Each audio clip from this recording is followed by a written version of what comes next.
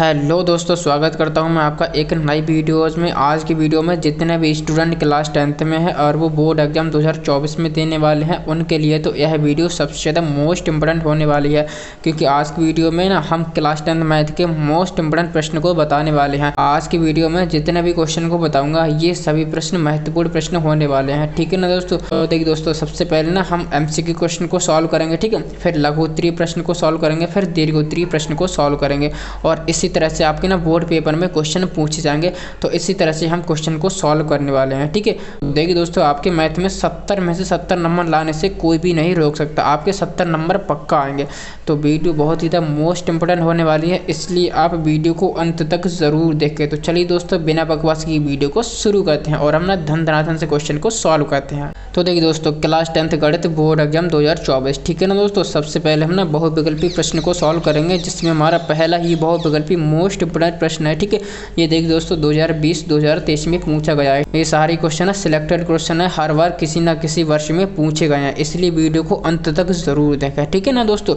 तो चलिए दोस्तों, सबसे पहले हम ना क्वेश्चन को पढ़ लेते हैं। क्वेश्चन में लिखा है समीकरण 2x² माइनस के 8x प्लस के c बराबर 0 के मूल बराबर हैं, तो c का मान क्या होगा, ठीक है। हमें क्या करना है, बेसिकली हमें इस समीकरण में c का मान बताना है, ठीक है। तो देखिए दोस्तों, हमें एक समीकरण दे दिया है, ठीक है, द्विघात समीकरण दे दिया है। अब हम क्या करना है, इसके मूल भी बराबर हैं, ठीक है। तो देखिए दोस्तों, एक आपने सूत्र पढ़ा होगा, जब भी किसी द्विघात समीकरण के मूल बराबर होते हैं तो उसमें देखिए दोस्तों, जो हमारा v², ठीक है, v², इसे हम विवेक्तर भी बोलते हैं, v² माइनस के 4ac, ठीक है, ये हमारा ना 0 के बराबर आएगा, ठीक है। तो हम क्या करेंगे, इसको हम ना इस तरह से कर लेंगे, ठीक है। अब क्या करेंगे, अब यहाँ पर a b c की वैल्यू लगाएंगे, ठीक है। तो हम देखिए दोस्तों, यहाँ पर तुलना करेंगे, निकालेंगे। देखिए दोस्तों, हमें a की वैल्यू मिल जाएगी, यहाँ से a की वैल्यू होती है x² का गुणांक, तो a की वैल्यू 2, ठीक है। यहाँ पर a की वैल्यू 2। अब देखिए दोस्तों, b की वैल्यू होती है x का गुणांक, b की वैल्यू -8 -8। अब देखिए दोस्तों, यहाँ पर c की वैल्यू क्या है, c की वैल्यू तो हम c ही लगा देंगे, ठीक है। अब चलिए दोस्तों, हम इसको सॉल्व करेंगे। यहाँ पर देखिए दोस्तों, b की वैल्यू कितनी है, -8 का स्क्वायर करेंगे, -4। a की वैल्यू कितनी है, a की वैल्यू है 2, ठीक है।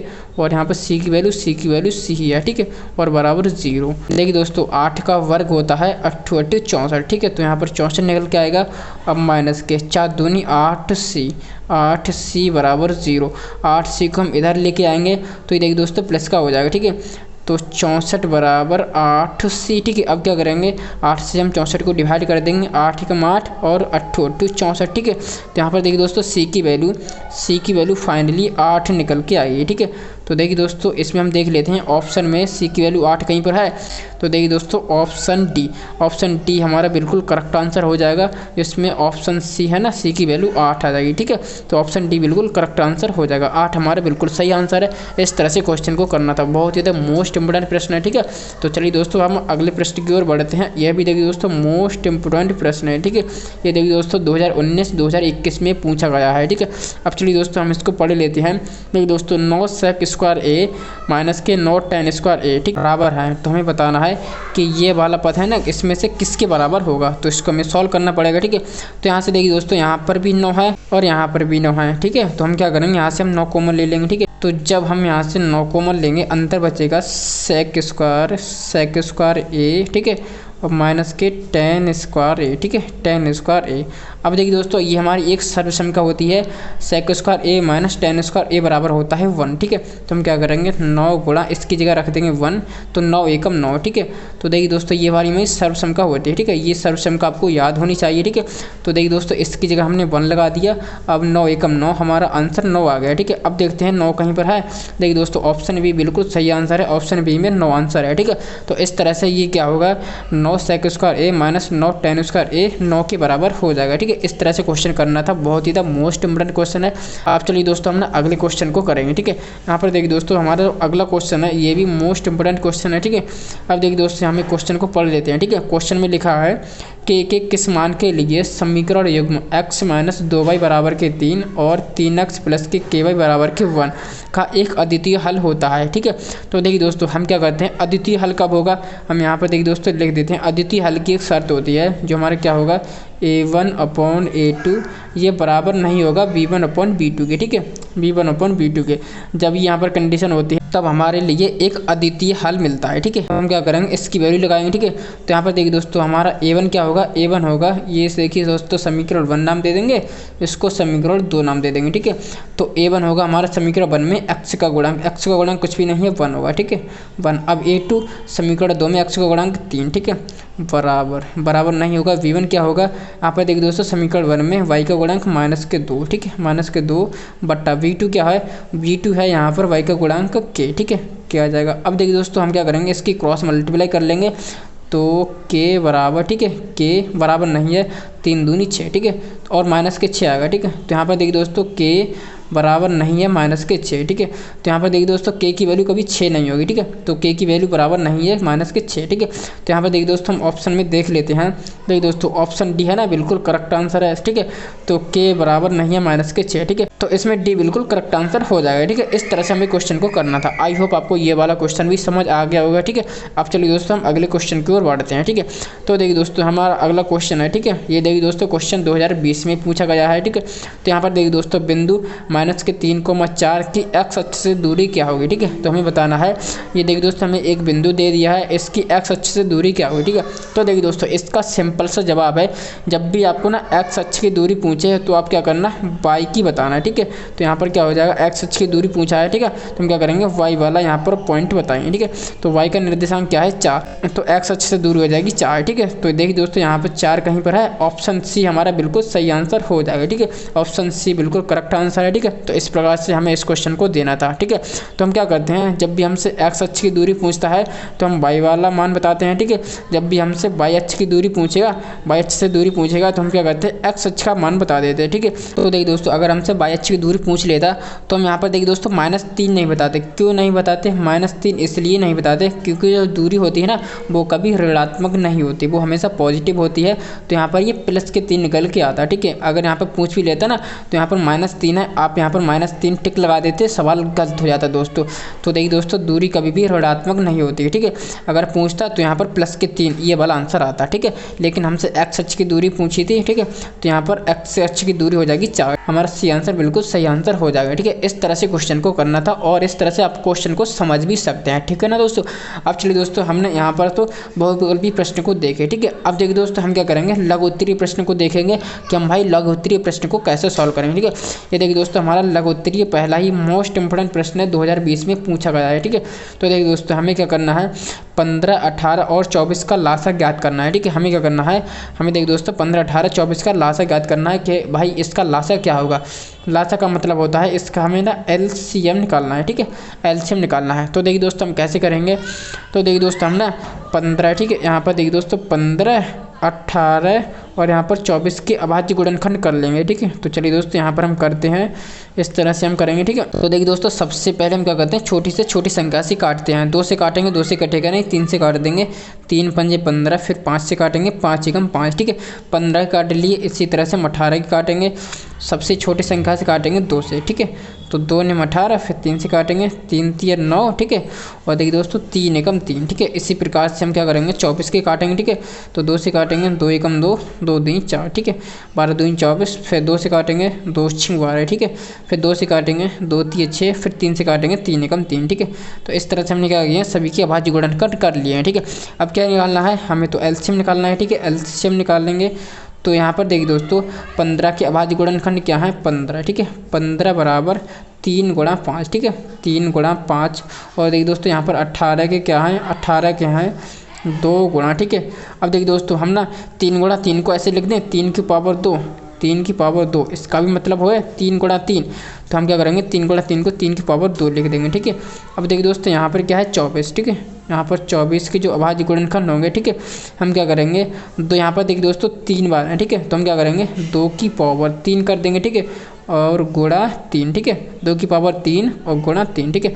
इस तरह से हम करेंगे। अब देखिए दोस्तों जब भी हम LCM निकालते हैं तो हम क्या करते हैं, अभाज्य संख्याओं की अधिकतम घात लेते हैं। तो यहाँ पर देखिए दोस्तों 2 है, ठीक है।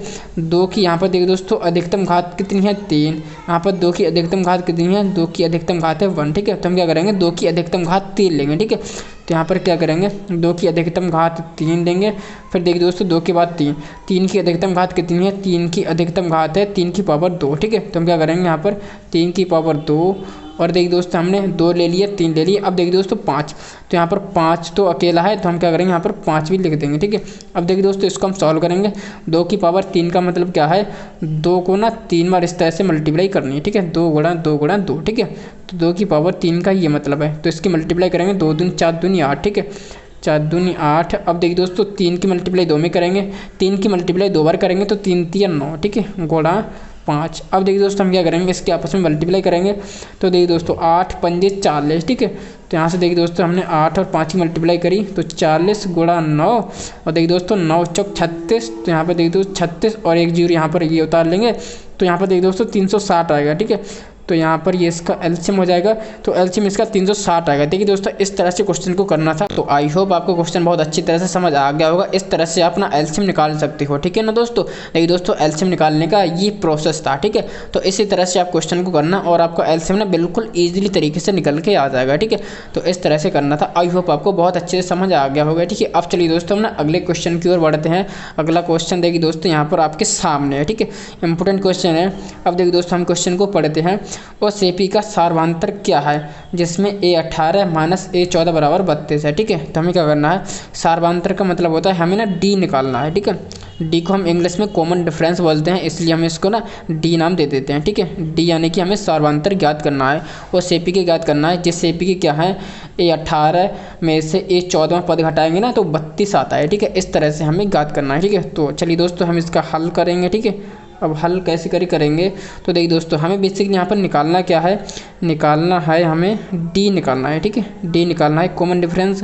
अब देखिए दोस्तों हमें किससे निकालना है, इससे निकालेंगे। अब देखिए दोस्तों इसको कैसे सॉल्व करेंगे, तो देखिए दोस्तों हमारी जो एपी होती है उसकी जनरल फॉर्म क्या होती है, ठीक है। हम क्या करेंगे a18 को कैसे लिख देंगे, यहाँ पर देखिए दोस्तों a18 को हम लिखेंगे a+17d। तो यहाँ पर क्या करते हैं एक कम करके डी रख देते हैं, ठीक है। तो a18 को हम लिख देंगे a+17d, ठीक है। अब देखिए दोस्तों माइनस है, ठीक है। अब क्या करेंगे इसी प्रकार से हम 14 कैसे लिखेंगे, a14 को लिखेंगे a+13d, ठीक है। हम क्या करते हैं एक कम करके डी लिख देते हैं। अब देखिए दोस्तों माइनस है, अब ये दोनों के बराबर क्या है, बराबर है 32, ठीक है। तो हमने कुछ भी नहीं करा है, इसको हमने ना इस तरह से लिख दिया है और इसको हमने इस तरह से लिख दिया है, माइनस के बीच माइनस लगा दिया और बराबर 32 है, ठीक है। तो इस प्रकार से हमने लिखा है, ठीक है। क्योंकि ये इसकी ना एपी की जनरल फॉर्म होती है, इस प्रकार से हम इसको लिख सकते हैं, ठीक है ना दोस्तों। समझ आ जाएगा। अब चलिए दोस्तों हम इसको आगे सॉल्व करेंगे। तो यहाँ पर देखिए दोस्तों यहाँ पर है तो a+17d। अब क्या करेंगे माइनस के अंदर मल्टीप्लाई करेंगे तो माइनस के a। अब देखिए दोस्तों माइनस प्लस माइनस 13d, ठीक है, बराबर कितना है, बराबर है 32। अब इसको सॉल्व करेंगे तो देखिए दोस्तों a प्लस का a माइनस का कैंसिल आउट हो जाएगा, 17d में से 13d जाएंगे तो यहाँ पर 4d बचेगा, ठीक है, बराबर कितना है 32 है। अब क्या करेंगे 4 यहाँ पर d के पास में मल्टीप्लाई है, 4 इधर जाएगा तो ये भाई ये भाग कर देगा, ठीक है। यहाँ पर इसको सॉल्व करेंगे तो d बराबर 32/4, तो 4 से भाग लगाएंगे, 4 एकम 4, 4 अट्ठे 32, ठीक है। तो यहाँ पर जो हमारा सार्वधान्तर डी कितना निकल के आया, डी भाई 8 निकल के आया है, ठीक है। तो इस तरह से हमें क्वेश्चन को करना था, ठीक है ना दोस्तों। इस तरह से हमने कितनी आसानी से क्वेश्चन को करा है, बिल्कुल आप भी ईजी तरीके से इस तरह से कर सकते हैं, ठीक है ना दोस्तों। तो हमारा सार्वधान्तर कितना निकल के आया, सार्वधान्तर भाई 8 निकल के आया, ठीक है। जो हमारी एपी होगी अगर हम ना इसको सॉल्व करेंगे तो भाई उस एपी का हमारा सार्वधान्तर 8 निकल के आ जाएगा, ठीक है। इस तरह से हम क्वेश्चन को करते हैं। अब चलिए दोस्तों हम ना अगले क्वेश्चन की ओर बढ़ते हैं। अगला क्वेश्चन है हमारा, तो देखिए दोस्तों हमारा अगला ही मोस्ट इंपोर्टेंट क्वेश्चन है और देखिए दोस्तों ये ना 2022 और 23 में पूछा गया है, ठीक है।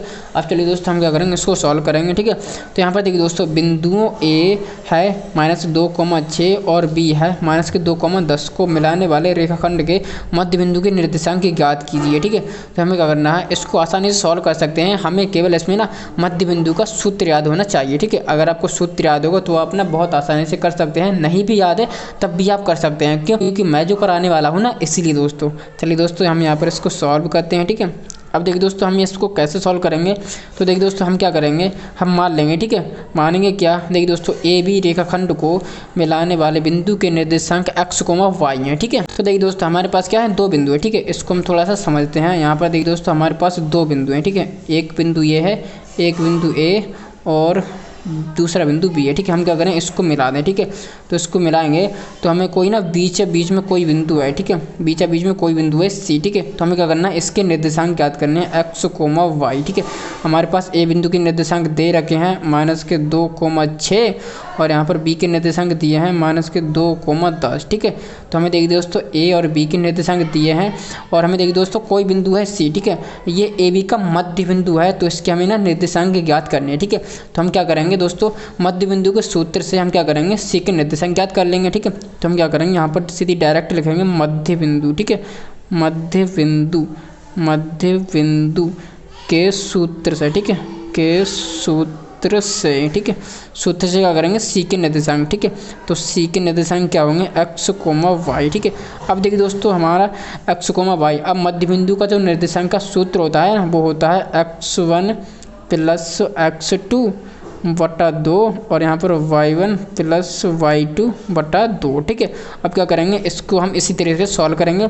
हम क्या करेंगे, ये वाली वैल्यू हो जाएगी हमारी x1 और ये वाली हो जाएगी हमारी y1, ठीक है। इसी प्रकार से ये हो जाएगी x2 और ये हो जाएगी हमारे पास y2, ठीक है। तो हम क्या करेंगे, सी के हमारे पास x, y, सी के निर्देशांक निकल के आएंगे, ठीक है। x1 की वैल्यू क्या है, -2, ठीक है, -2 प्लस करेंगे x2 की वैल्यू क्या है, x2 की वैल्यू भी है -2, ठीक है, बट्टा 2। अब देखिए दोस्तों y1 है यहाँ पर 6, y2 कितना है, y2 है यहाँ पर 10, ठीक है, 10 बट्टा 2, ठीक है। अब क्या करेंगे, अब इसको सॉल्व करेंगे, देखिए दोस्तों माइनस प्लस माइनस, अब देखिए दोस्तों -2, ठीक है, यहाँ पर -4 आएंगे बट्टा 2, ठीक है। अब क्या करेंगे, 10 और 6 16, ठीक है, 16 बट्टे 2, ठीक है। अब इसको सॉल्व करेंगे, 2 एकम 2 और 2 दूनी 4, 2 एकम 2, 2 अट्ठे 16, ठीक है। तो यहाँ पर जो सी के निर्देशांक निकल के आएंगे x, y, ठीक है। तो यहाँ पर देखिए दोस्तों एक तो आएगा -2, ठीक है, और एक क्या आएगा 18, ठीक है। तो इस प्रकार से हमने क्या किया है, हमने देखिए दोस्तों सी के मध्य बिंदु के निर्देशांक निकाल दिए हैं। जो हमारे पास ए बी एक रेखाखंड है, अगर हम ना उसका मध्य बिंदु देखें, अगर हमने उसका मध्य बिंदु के निर्देशांक निकाले तो इसके निर्देशांक आएंगे -2,8, ठीक है। तो इस तरह से क्वेश्चन को करना था। आई होप आपको बहुत अच्छी तरह से क्वेश्चन को समझ आ गया होगा, ठीक है ना दोस्तों। इस तरह से क्वेश्चन करना था, आप देख लो।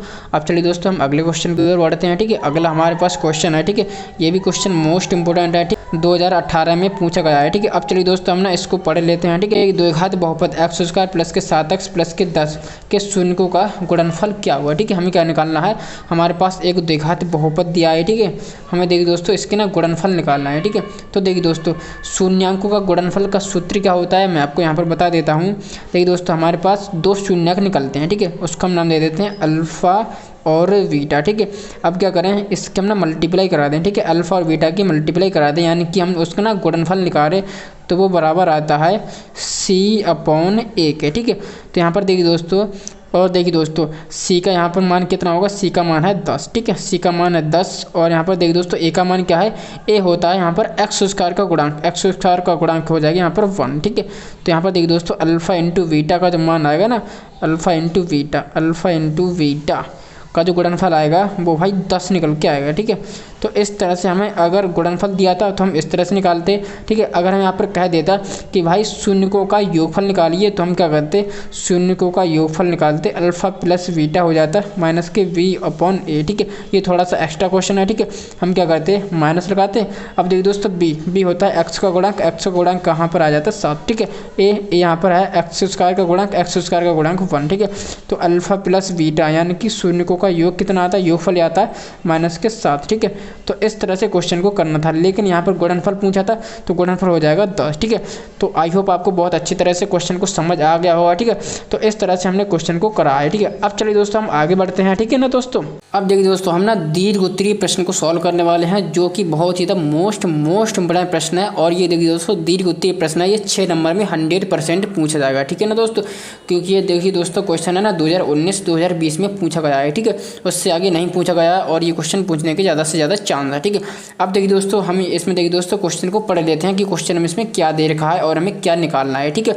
तो ये चीज़ तो हमें पढ़ के ही पता चलेगी। मोस्ट इंपोर्टेंट प्रश्न है एक चतुर्थांश OABQ के अंतर्गत एक वर्ग OABC बना है। OA बराबर 20 सेंटीमीटर, छायांकित भाग का क्षेत्रफल ज्ञात कीजिए। ठीक है, जहाँ पर पाई की वैल्यू यहाँ पर मेंशन कर रखी है। ठीक है, 3.14। ठीक है, तो देखिए दोस्तों हमें क्वेश्चन में क्या दे रखा है। ठीक है, हमें देखिए दोस्तों एक वृत्त का क्वाड्रेंट है, चौथाई भाग है। ठीक है, चौथाई भाग क्या कहते हैं, अगर हम ना एक वृत्त करें, ठीक है, वृत्त के अगर हम ना 4 हिस्से कर दें, ठीक है, तो ये एक हिस्सा होगा, जो चौथा हिस्सा होगा ना उसको हम यहाँ पर बोलते हैं चौथाई भाग। ठीक है, चतुर्थांश बोलते हैं। ठीक है, तो यहाँ पर वृत्त का चतुर्थांश दिया है, एक चौथाई भाग दिया है। ठीक है, वृत्त के 4 हिस्से में से एक यहाँ पर हिस्सा दे दिया है। ठीक है, यहाँ पर क्या दे रखा है, OABQ एक यहाँ पर चतुर्थांश है। ठीक है, अब इसके अंदर एक वर्ग बना है OABC, एक वर्ग बना है, इसकी भुजा दे रखी है OA बराबर है 20 सेंटीमीटर। ठीक है, यहाँ पर OA बराबर कितना दे रखा है, 20 सेंटीमीटर दे रखा है। ठीक है, तो हमें क्या करना है, बेसिकली छायांकित भाग यानी कि इस वाले भाग का हमें क्षेत्रफल ज्ञात करना है जो यहाँ पर छायांकित है। ठीक है, अब देखिए दोस्तों पहले यहाँ पर दिमाग लगाइए,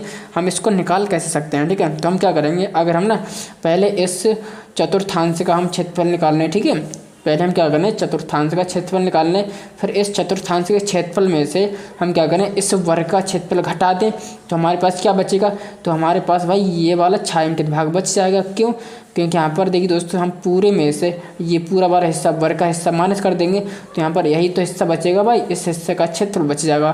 तो इस तरह से हम क्वेश्चन को करेंगे। ठीक है, तो पहले देखिए दोस्तों हमें क्वेश्चन में क्या करना है, पहले देखिए दोस्तों हम क्या करेंगे, इस वर्ग का क्षेत्रफल निकालेंगे। वर्ग की यहाँ पर एक भुजा दे रखी है 20 सेंटीमीटर। ठीक है, तो यहाँ पर देखिए दोस्तों वर्ग की 4 भुजा कितनी होगी, ये भी 20 सेंटीमीटर होगी। ठीक है, 20 सेंटीमीटर, वर्ग की 4 भुजा 20-20 सेंटीमीटर की हो जाएंगी। ठीक है, क्योंकि वर्ग की भाई 4 भुजा बराबर होती हैं। तो देखिए दोस्तों हम क्या करेंगे, इस तरह से वर्ग का क्षेत्रफल निकालेंगे। वर्ग का क्षेत्रफल का सूत्र होता है भुजा स्क्वायर। ठीक है, इसी तरह से हम वर्ग का क्षेत्रफल निकालेंगे। ठीक है, तो चलिए दोस्तों अब हम ना क्वेश्चन को करते हैं, इस तरह से आपको ना और अच्छे से समझ आएगा। ठीक है, तो यहाँ पर देखिए दोस्तों, यहाँ पर हम क्या करेंगे, हल लिखेंगे। ठीक है, हल करेंगे। अब देखिए दोस्तों हल में क्या करेंगे, यहाँ पर देखिए दोस्तों हमें दिया क्या है। ठीक है, यहाँ पर देखिए दोस्तों दिया क्या है, OABC एक वर्ग है। ठीक है, देखिए दोस्तों OABC एक वर्ग है। ठीक है, एक वर्ग है। और देखिए दोस्तों इसकी भुजा कितनी है, भुजा देखिए दोस्तों भुजा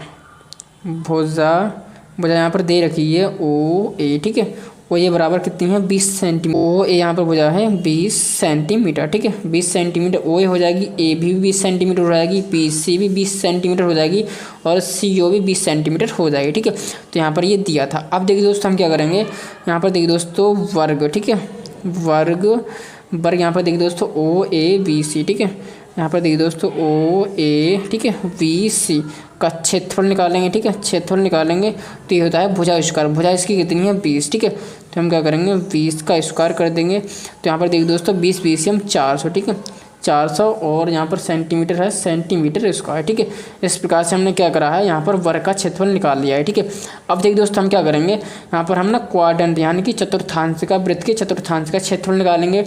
तो वृत्त के चतुर्थांश के लिए हमें क्या करना है, उसकी त्रिज्या यहाँ पर पता होनी चाहिए, लेकिन यहाँ पर त्रिज्या तो हमें दे नहीं रखी है। ठीक है, तो हम क्या करेंगे, देखिए दोस्तों त्रिज्या ये बात तो त्रिज्या होगी, यहाँ से अगर हम क्या करें, इस तरह से एक लाइन यहाँ पर ड्रॉ कर दें। ठीक है, तो यहाँ पर देखिए दोस्तों OB यहाँ पर वृत्त की त्रिज्या हो जाएगी। क्यों, क्योंकि वृत्त की त्रिज्या हर जगह बराबर होती है। OB भी त्रिज्या हो जाएगी। ठीक है, यहाँ पर OP भी त्रिज्या होगी और यहाँ पर OQ भी त्रिज्या होगी। क्यों, क्योंकि यह त्रिज्या सभी जगह बराबर होती है। ठीक है ना दोस्तों। अब देखिए दोस्तों हम क्या करेंगे, ये त्रिज्या OB कैसे निकालेंगे, तो यहाँ पर देखिए दोस्तों कैसे निकालेंगे, देखिए दोस्तों यहाँ पर ही 90 डिग्री का कोण बन रहा है। ठीक है, क्योंकि वर्ग में प्रत्येक कोण 90 डिग्री का होता है। तो हम क्या करेंगे, यहाँ पर OBA में हम क्या करेंगे, यहाँ पर पाइथागोरस प्रमेय लगा देंगे। ठीक है, तो देखिए दोस्तों हम जब प्रमेय लगाएंगे तो यहाँ पर देखिए दोस्तों हम डायरेक्ट कर रहे हैं। ठीक है, तो यहाँ पर जो OB निकल के आएगी ना, OB निकल के आएगी। ठीक है, तो यहाँ पर देखिए दोस्तों यहाँ पर AB का स्क्वायर और प्लस AO का स्क्वायर। ठीक है, और यहाँ पर AB और OA कितना है, 20 सेंटीमीटर है। ठीक है, तो उसका स्क्वायर करेंगे तो 20 BCM 400। ठीक है, प्लस 400। ठीक है, क्या करा है हमने, क्या करा है, यहाँ पर पाइथागोरस प्रमेय लगाई है। OB का स्क्वायर इधर आया तो यहाँ पर रूट बन गया है। ठीक है, हमने AB का स्क्वायर करा है, AB का स्क्वायर 20 BCM 400। ठीक है, इसी प्रकार से हम AO का स्क्वायर 20 BCM 400। ठीक है, अब 400 और 400 800। ठीक है, रूट के अंदर 800। ठीक है, हम क्या करेंगे, और हम 800 को रूट से बाहर निकालेंगे तो यहाँ पर आएगा 20√2। ठीक है, 20 BCM 400 दूनी 800। ठीक है, सेंटीमीटर। तो यहाँ पर क्या निकली है, इसकी त्रिज्या निकल के आ गई है। ठीक है, त्रिज्या त्रिज्या कितनी निकल के आ गई है, त्रिज्या निकल के आ गई है 20√2 सेंटीमीटर। ठीक है, अब क्या करेंगे हम, देखिए दोस्तों चतुर्थांश का हम क्षेत्रफल निकालेंगे। ठीक है, तो यहाँ पर देखिए दोस्तों चतुर्थांश, ठीक है, चतुर्थांश का क्षेत्रफल निकालेंगे।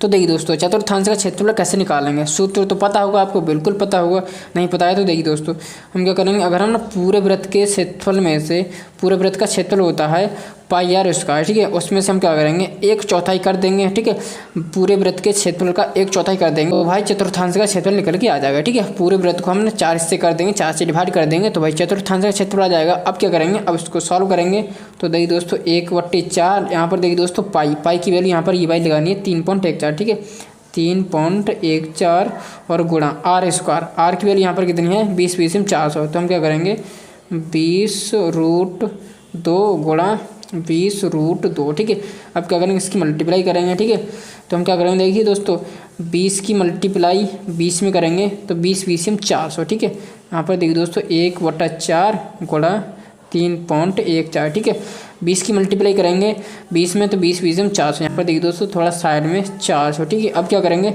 √2 की मल्टीप्लाई √2 में करेंगे तो भाई रूट हट जाएगा, केवल 2 रह जाएगा। ठीक है, गुणा 2 तो 400 दूनी 800। ठीक है, तो यहाँ पर ये देखिए दोस्तों 800 आ जाएगा। अब क्या करेंगे 4 एकम 4 और 4 दूनी 8। ठीक है, तो यहाँ पर 200 आ जाएगा। अब क्या करेंगे 200 की मल्टीप्लाई हम 3.14 में करेंगे तो यहाँ पर देखिए दोस्तों क्या निकल के आएगा। तो चलिए दोस्तों यहाँ पर हम करते हैं। ठीक है, तो यहाँ पर देखिए दोस्तों 3.14 को हम क्या करेंगे 200 से मल्टीप्लाई करेंगे। ठीक है, तो देखिए दोस्तों 2 जीरो तो हमारा एक्स्ट्रा आएगा ही आएगा। ठीक है, अब क्या करेंगे 2 से इसको 2 चौको 8, 2 एकम 2 और 2 तिये 6। ठीक है, हम क्या करेंगे 1-2 अंक के बाद पॉइंट डालेंगे 1-2। ठीक है, तो यहाँ पर देखिए दोस्तों 628 आएगा। ठीक है, 628। ठीक है, 628 सेंटीमीटर स्क्वायर निकल के आ गया। ठीक है, तो देखिए दोस्तों हमारा जो चतुर्थांश है ना उसका क्षेत्रफल निकाला 628 सेंटीमीटर स्क्वायर निकल के आया। ठीक है, तो देखिए दोस्तों हमने अभी तक क्या क्या निकाला है, हमने ये देखिए दोस्तों पूरे चतुर्थांश का क्षेत्रफल निकाल दिया है और देखिए दोस्तों हमने ना वर्ग का क्षेत्रफल निकाल लिया है। ठीक है, लेकिन हमें निकालना क्या है, हमें तो भाई ये छायांकित भाग का क्षेत्रफल निकालना है। इसको कैसे निकालेंगे, तो हम क्या करेंगे इस पूरे में से वर्ग का क्षेत्रफल निकालेंगे। ठीक है, वर्ग का क्षेत्रफल घटा देंगे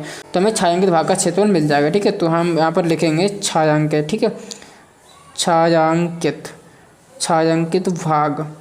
भाग का क्षेत्रफल कैसे निकालेंगे, इस पूरे चतुर्थांश के क्षेत्रफल में से क्या करेंगे, पूरे चतुर्थांश का क्षेत्रफल है 628। ठीक है, माइनस कर देंगे वर्ग का क्षेत्रफल है यहाँ पर देखिए दोस्तों वर्ग का क्षेत्रफल कहाँ गया, वर्ग का क्षेत्रफल जी देखिए दोस्तों 400। ठीक है, 400 यहाँ पर 400 कर देंगे। अब क्या करेंगे 628 में से 400 हटाएंगे तो यहाँ पर देखिए दोस्तों 200 और 228 सेंटीमीटर निकल के आ जाएगा। ठीक है, तो इस तरह से क्वेश्चन को करना था। तो देखिए दोस्तों हमारा जो छायांकित भाग है ना, ये वाला भाग बेसिकली, तो ये वाला भाग का जो क्षेत्रफल है ना 228 सेंटीमीटर निकल के आया है। ठीक है, तो इस तरह से क्वेश्चन करना था। क्वेश्चन बहुत ही द मोस्ट इंपॉर्टेंट है। इस तरह से आप एक दो बार इसकी क्वेश्चन की प्रैक्टिस कर लेना ना तो आपको सारे क्वेश्चन एकदम से आ जाएंगे। ठीक है ना दोस्तों, तो देखिए दोस्तों ये जितने भी क्वेश्चन मैंने बताए हैं ये सभी मोस्ट इंपॉर्टेंट क्वेश्चन है और ये बोर्ड एग्जाम के लिए तो सबसे ज़्यादा महत्वपूर्ण प्रश्न है। इसलिए अगर आप मैथ में एक अच्छा स्कोर फोड़ना चाहते हैं तो इन सभी क्वेश्चन को अच्छी तरह से रट लेना। ठीक है ना दोस्तों, तो चलिए दोस्तों आज की वीडियो में फिलहाल इतना ही। वीडियो अच्छी लगी हो तो वीडियो को लाइक कर दें और चैनल पे नए हैं तो चैनल को सब्सक्राइब करना ना भूलें दोस्तों। चलिए दोस्तों मिलते हैं ऐसे किसी नई वीडियो में, तब तक के लिए बने रहें हमारे चैनल के साथ। जय हिंद, जय भारत।